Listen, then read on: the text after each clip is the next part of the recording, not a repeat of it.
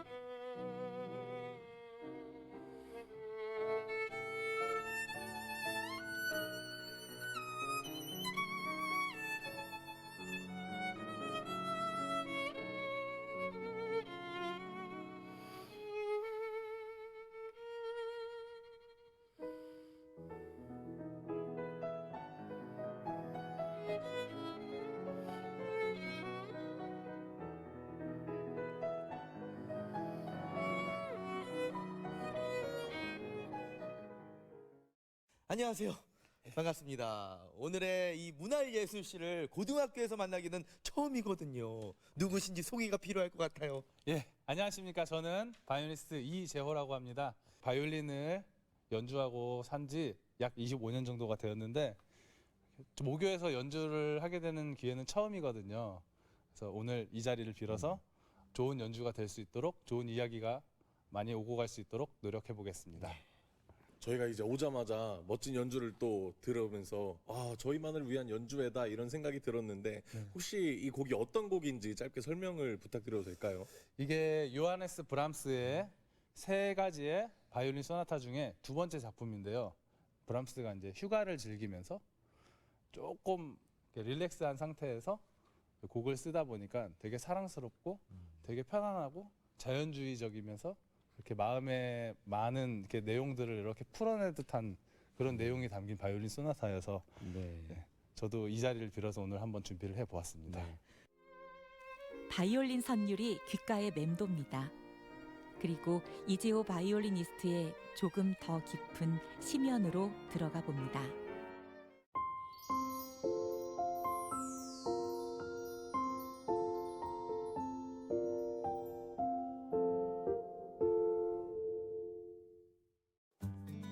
모교. 이 단어는 단어 그 자체만으로도 많은 것을 떠올리게 하는데요. 이재호 바이올리니스트에게도 마찬가지입니다. 그에게 선하게 남아있는 기억을 끄집어내 볼까요? 이 바이올린을 어릴 때부터 시작을 해 오신 건데 지금까지 쭉 이렇게 해오고 계시는 거죠? 네, 맞습니다. 제가 사실은 이제 피아노로 7살 때부터 학원에서 공부를 시작하게 되었고 피아노를 계속 배우면서 9살 때 바이올린을 처음 배우게 되었습니다. 이제 보통 요즘은 이제 4살, 5살 때부터 바이올린을 시작하기도 하는데 예. 저는 그에 비해 조금 늦게 시작한 거이긴 하지만 그래도 좋은 선생님들 덕분에 잘 배울 수 있게 되었습니다. 그러면 이 9살 때부터 지금까지 한 번도 안 쉬고 쭉 바이올린을 연주해 오신 거예요? 아, 그거는 아니고 제가 중학교 1학년 때부터 이제 중학교 3학년 이때쯤이가 IMF가 있었거든요. 그때 이제 집이 좀 힘들어져서 음악 전공을 하려다 하는 꿈을 내려두고 잠시 악기를 좀 쉬게 되었습니다. 그런데 악기를 쉬셨다고 했는데 여전히 이렇게 잡고 계시는 걸 보면 네. 어떤 다시 시작하게 된 계기가 있었을 것 같아요. 네, 맞습니다. 예. 제가 중학교 3학년 때인데 어머니께서 화장품 가게를 하셨어요. 그때 이제 악기를 메고 온 어떤 선생님께서 화장품을 사러 들어오셨는데 제 어머니께서 악기를 메고 계시니까 이제 이런저런 얘기를 하다가 형편도 뭐 얘기를 하고 그랬는데 그 선생님께서 네. 저희 선생님이 좋은 선생님이신데 서울에서 청주로 내려오시는데 한번 만남을 가져보는 게 어떻겠냐 이렇게 제안을 주셔가지고 이렇게 몇 년 동안 그냥 방치를 해둔 악기를 들고 그 선생님을 만나러 가게 되었습니다. 야. 이재호 바이올리니스트의 삶엔 시련이 참 많았습니다. 그런데 그럴 때마다 포기하지 말라는 듯 때를 맞춰 은인이 나타났는데요. 그러면 중학교 3학년 때 네. 딱 1년을 준비하고 이 예고로 오시게 된 거네요. 그러니까 갑자기 바이올린을 쉬다가 또 잡게 되니까 그만큼의 공백이 있잖아요. 그래서 1년 동안 급하게 또 준비를 해가지고 갑작스럽게 예고에 또 진학을 하게 되었습니다. 그 예고에 입학했을 때의 생활은 좀 어땠어요? 다른 친구들의 연주하는 걸 보니까 다소 충격에 빠졌습니다. 여러 가지 작품과 여러 가지 준비할 수 있는 곡들을 준비를 해왔고 그 준비하는 시간도 되게 짧고 근데 저는 항상 느리고 처지고 그렇기 때문에 아 이게 내가 정상적으로 뭔가를 할 수 없겠구나라는 생각이 많이 들어서 그냥 이 길이 맞는 건가 하면서 또다시 방황에 빠지고 이 학창 시절의 방황은 다 있는 건데 네. 이게 오래 가면 안 되거든요. 아 그렇죠. 어떻게 좀 단기간에 끝난 편인가요? 예 저는 그 방황이 한 학기 만에 끝난 것 오. 같습니다. 네. 오. 저 혼자만의 노력이 아니고 부모님의 사랑과 관심 그리고 저의 선생님의 훌륭한 지도 그것들로 인해서 제가 빠르게 마음을 다잡고 학업을 위해서 전념을 할 수 있었던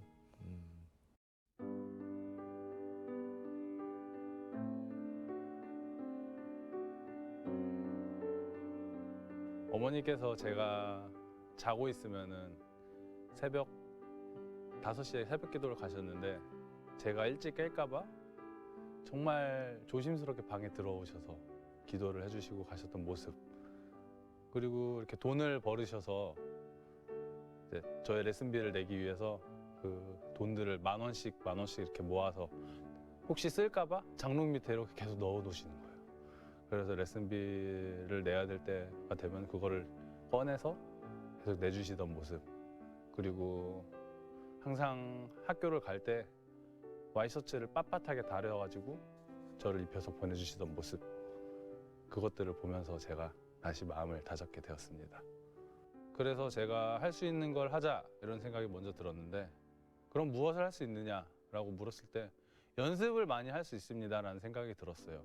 새벽 5시 전에 일어나서 7시까지 2시간 기본 연습을 하고요. 빈 연습실이나 빈 연구실 같은 데를 들어가가지고 9시 전에 또 연습을 하였고요. 점심시간 같은 경우는 제 기억에 45분, 50분 이렇게 됐던 것 같은데 식당으로 바로 가지 않고 연습실로 또 가서 30분 마저 연습을 하고 그다음에 남은 밥을 빠르게 먹기 위해서 뛰어왔고요. 그리고 학교 실기 시간에 있는 날은 당연히 연습을 하였고요. 그리고 학교에서 석식을 먹고 또 야간 연습을 하고 집에 가서 또 연습을 하고 11시 이렇게든 잠이 들어서 또 다시 새벽 5시, 4시 반에 일어나는 생활을 주말 없이 계속 반복을 하였고 최대 12시간까지 매일매일 연습을 했던 기억이 있습니다.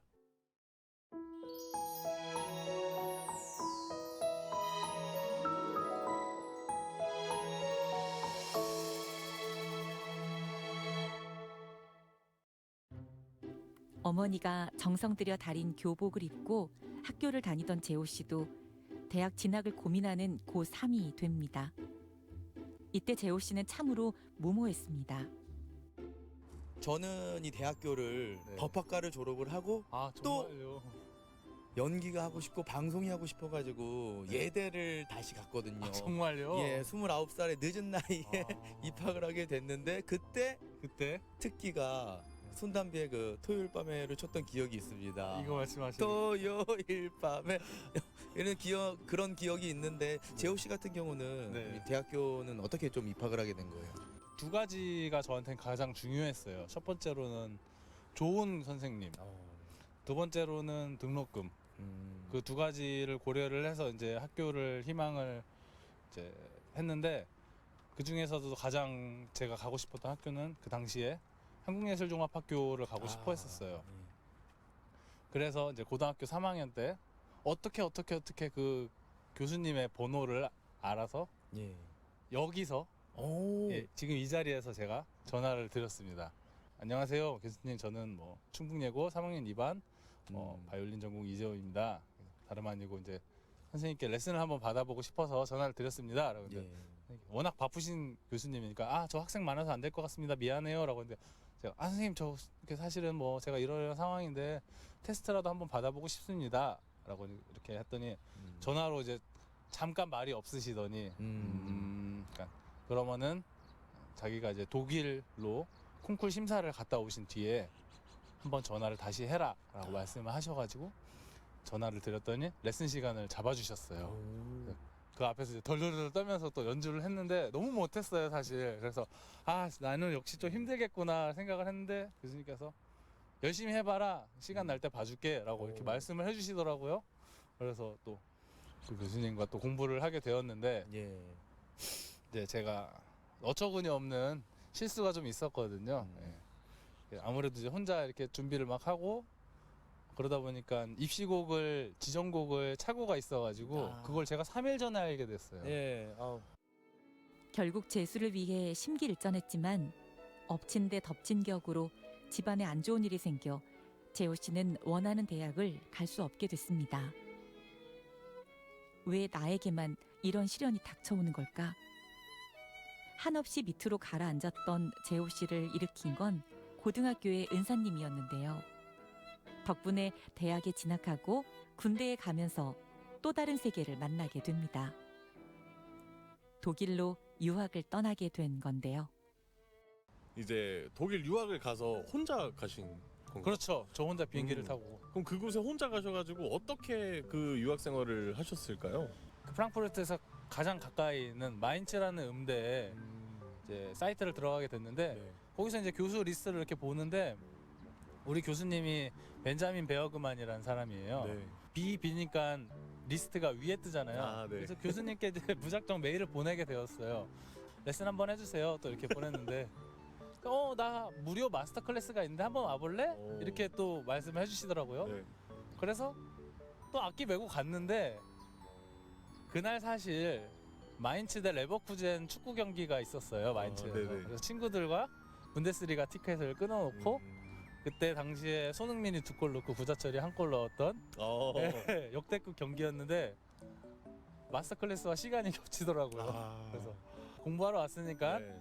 마스터 클래스를 이제 들어갔는데 11시에 누가 빵꾸를 내가지고 먼저 할 사람 그래서 제가 하겠습니다 네. 하고 이제 축구를 보러 가려고 했었다가 너 악기 괜찮게 잘하네 5시에도 할래 말래 또 이렇게 물어보는 거예요. 축구는 3시 반에 시작하는데 네. 포기를 하고 마스터 클래스 했는데 교수님이 너무 좋은 거예요. 네. 막 저의 막 불을 지펴주시는. 그래서 끝나자마자 선생님 저 선생님이랑 공부할 수 있는 기회가 있을까요? 이렇게 물어봤어요. 그랬더니 나 지금 한 자리가 남았는데 네. 너 지금 원서 접수 기간이니까 빨리 넣으면 어떻게 시험을 볼 수도 있을 것 같아 라고 해서 또 막 교수님께서 원서 접수까지 막 도와주시면서 어학도 못하는데 억지로 이렇게 다 해주셔가지고 시험을 또 보게 되었습니다. 그래서 또 독일 생활을 갑자기 음대생이 되어서 금방 할 수 있게 되었죠. 네.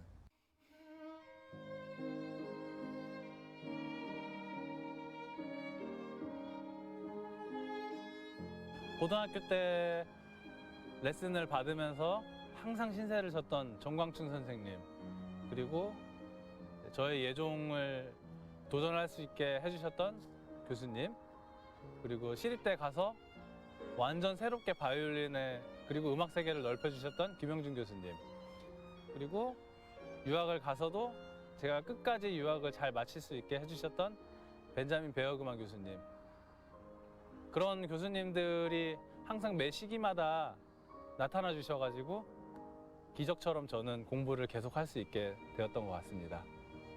어떤 말로 표현을 할 수 없을 정도의 감사함이 항상 있고요.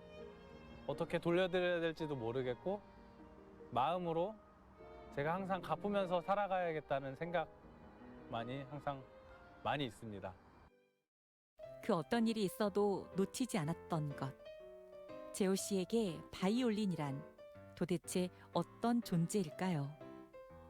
가장 사적인 곳에 정답이 있을지도 모릅니다. 저희가 재호 씨네 집까지 이렇게 찾아오게 아하, 됐는데 네. 실례가 아닌지 모르겠습니다. 아유, 그럼 무슨 말씀을. 지금도 이렇게 또 네. 바이올린을 안고 계시는데 네. 집에서도 항상 바이올린과 함께 하시는 거예요? 아, 당연합니다. 그러니까 오전에 아이가 어린이집에 등원을 한 뒤로 이제 저는 네. 집에 와서 음. 당장 이제 악기를 꺼내들고 예. 이제 연습을 하곤 하고 있습니다. 밥 먹을 때도 이렇게 끼고 밥 먹을 때는 이걸 낀다고 하고 네, 밥 먹을 때 옆구리에 끼고 이렇게 제가 왼손으로 이렇게 밥을 먹고 있습니다. 그러시군요. 감사합니다. 연주자에게 연주란 작곡가에 대한 끊임없는 연구가 뒷받침된 결과입니다. 그리고 작곡가의 삶까지 면면히 살피다 보면 나의 마음에 와닿는 것이 생기기 마련인데요. 24시간 내내 바이올린을 붙잡고 계시고 오늘 촬영할 때도 떨어진 적을 제가 본 적이 없는 것 같아요. 네, 소중합니다. 그래서 무엇을 위해서 이렇게 바이올린과 친하게 지내고 24시간 같이 있어야 되는지 그 이유가 좀 궁금합니다. 일단 바이올린을 잘 하는 것도 중요하지만 바이올린 곡을 쓴 작곡자들에 대한 연구가 항상 수반되어야 되기 때문에 그렇기 때문에 항상 시간이 없거든요. 예를 들어서 제가 아까 연주했던 네. 브람스의 바이올린 소나타 2번 1악장 같은 경우에는 이제 특별하게 브람스가 아마빌레라는 이탈리아어를 사용해가지고 작곡을 한 곡이에요. 네. 아마빌레가 무슨 뜻이냐면은 사랑스럽게라는 뜻이거든요. 여기 보시면은 여기 이렇게 아마빌레 알레그로 아마빌레 하고서는 제가 하트를 이렇게 그려놨어요. 네네. 그러니까 그 사랑을 표현하면서 나는 또 어떻게 표현할 것인가 그런 연구를 같이 하고 고민을 해보고 그러면 그 연구의 결과 이 사랑스럽게 연주라는 것이 어떻게 연주를 하는 건지 한번 들어볼 수 있을까요? 제가 그 브람스의 사랑을 저의 표현으로 살짝 한번 다시 연주를 해보겠습니다. 알겠습니다.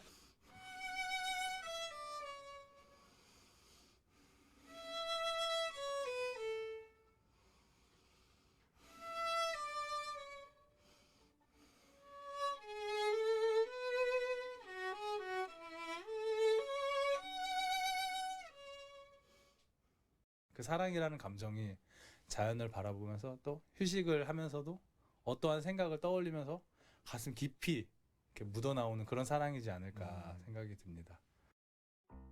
이번에는 오늘 바이올린과 처음 만난 두 사람의 차례입니다. 연주란 래퍼와 리포터가 하는 일과는 전혀 다른 차원의 일이죠. 우리가 알던 바이올린의 소리는 낼 수 있을까요? 이 어깨에다가 이렇게 바이올린 이렇게 올려서 이거 해보고 싶었어요. 왼쪽으로 살짝 콕을 돌려주시고 그렇게 살짝 내려주세요. 엄지로 받쳐주시고 세 번째 손가락으로 이렇게 같이 걸어주세요.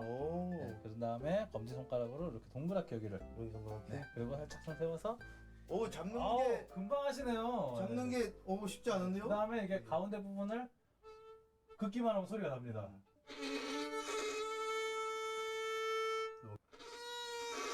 좋습니다.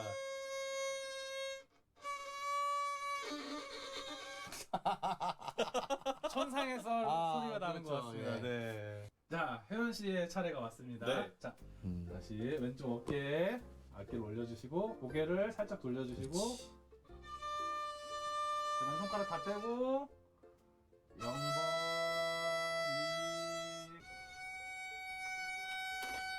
2 그다음에 2번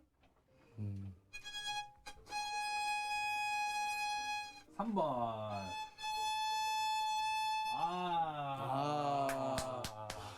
아니 이렇게 보니까 솔직히 네. 누가 더 좀 괜찮았는지 한번 얘기를 해주시면은. 이게 예. 각자의 이게 장단점이 있는 것 같습니다. 혜연 씨 같은 경우는 네. 일단 그러니까 뭔가 이렇게 손가락 끝이 좀 센시티브하신 것 같고, 민감하구나 이제 좀. 네. 예. 그리고 이제 저는 네. 네, 할 말을 잃으셨구나. 아니, 마음가짐이 좋은 것 같습니다.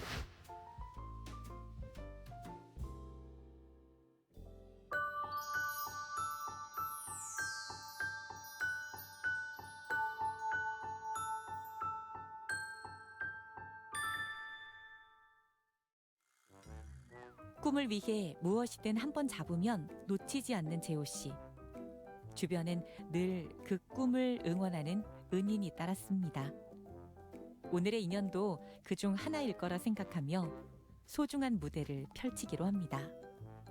또 두 분이 저를 위해서 그리고 시청자 여러분들을 위해서 멋진 또 무대를 준비를 하셨다면서요. 예, 그렇습니다. 제가 오늘 힘들게 같이 모셔온 피아니스트와 함께 파헬벨의 캐논을 오. 한번 연주를 해볼까 합니다. 아 그래요. 그러면은 그 캐논에 맞춰가지고 제가 할 랩은 예. 제 데뷔곡이기도 한 이 기분을 유지해라는 곡의 1절을 같이 할 건데 좀 캐논이라는 곡이 사실 저는 어떻게 만들어졌는지 모르지만 굉장히 사랑스러운 곡이라고 생각을 했고 그렇죠. 오늘 또 제가 이제 대본을 보니 처음에 관한 이야기가 굉장히 많이 나와서 예. 그 의미에 맞춰서 제 데뷔곡인 사랑 노래를 준비해봤습니다. 자 그래요. 그리고 또 여기 앉아 계신 분 아까 또 우리 재호 씨가 소개를 잠깐 해주셨는데 피아니스트 분이 와 계십니다. 직접 소개해 주시죠. 네, 안녕하세요. 저는 피아니스트 이대우라고 하고요. 오늘 바이올리니스트 이재우 선생님이 여기서 좋은 무대를 꾸민다 그래서 예. 오늘 도와주러 이 자리에 함께하게 됐습니다. 아 그래요. 이렇게 또 바이올린 연주에 랩에 피아노 연주에 저 빼고 이렇게 또 세 분이 멋진 무대를 만들어서 그런지 더 기대가 됩니다. 우리 시청자 여러분들도 이 소중한 시간 함께 해주시죠.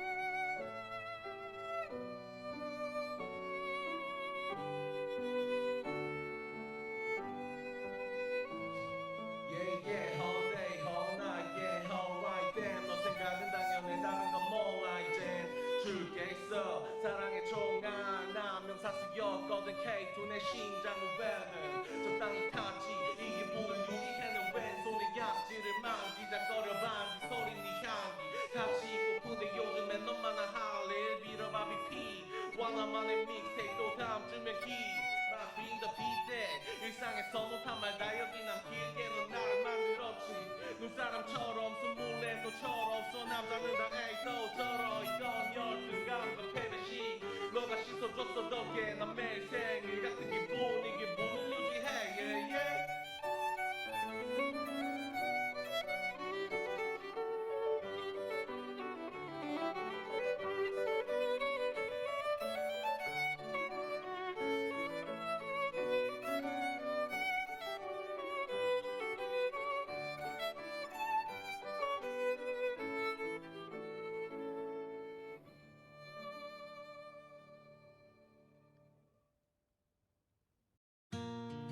언젠가는 좋은 날이 오겠지.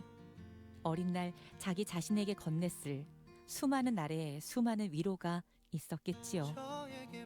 시련 속에서도 무엇도 섞지 않는 재호 씨의 바이올린을 향한 꿈은 지금까지도 참으로 순수합니다.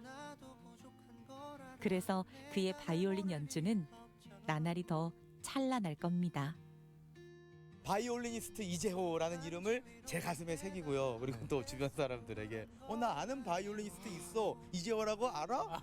라고 이렇게 자랑을 할 수 있어서 너무 기분 좋게 마무리를 할 수 있네요. 아, 감사합니다. 이렇게 뜻깊은 자리에 초대해 주셔서 그리고 또 이야기를 나눌 수 있게 되어서 영광스럽게 생각하고 앞으로도 그 제 이름을 알리고 또 멋진 연주자가 될 수 있도록 노력해 보겠습니다. 네.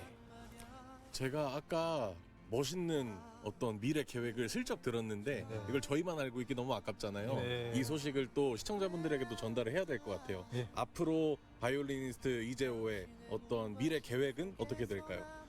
제가 힘들게 공부해온 만큼 이렇게 힘든 상황에서도 꿈을 잃지 않고 이렇게 공부를 하고 싶어하는 학생들을 기꺼이 도울 준비들도 되어 있고, 또 실내악을 하면서 친구들과 교류하고 그리고 또 이렇게 함께 나누고 나중에 또 기회가 된다면은 봉사 연주 같은 것도 많이 하고 싶습니다.